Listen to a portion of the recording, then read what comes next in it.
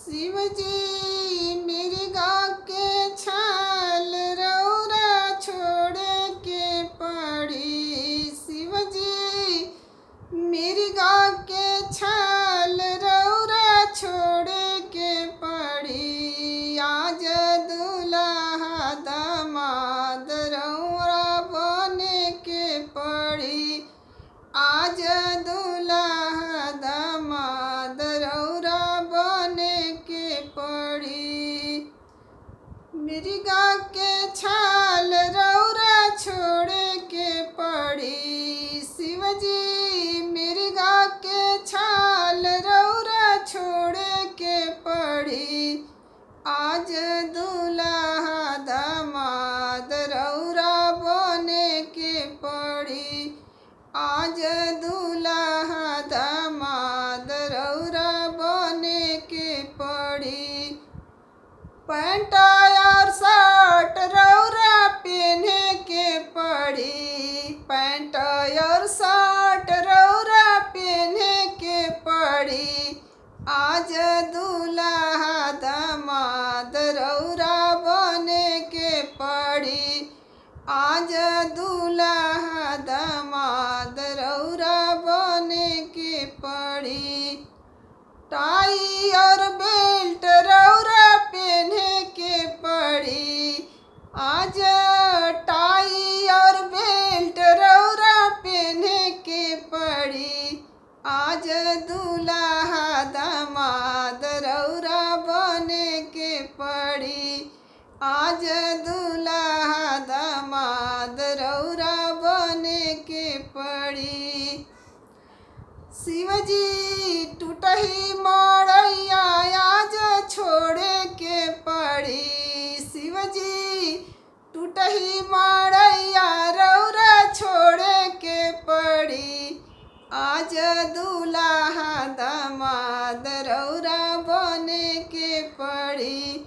आज दूल्हा दामाद रौरा बने के पड़ी। शिव जी कोठा महल रौरा रहे के पड़ी। शिव जी महला अटारी रौरा रहे के पड़ी। आज दूल्हा दामाद रौरा बने के पड़ी। आज दूल्हा दामाद रौरा बने के पड़ी। शिव जी भंगिया धतूर रौरा छोड़े के पड़ी। शिव जी भंगिया धतूर रौरा छोड़े के पड़ी। आज दूल्हा दामाद रौरा बने के पड़ी। आज दूल्हा दामाद रौरा बने के पड़ी। शिव जी भांगिया धतूर आज छोड़े के पड़ी। शिव जी भांगिया धतूर आज छोड़े के पड़ी। आज भांगिया धतूर रौरा छोड़े के पड़ी।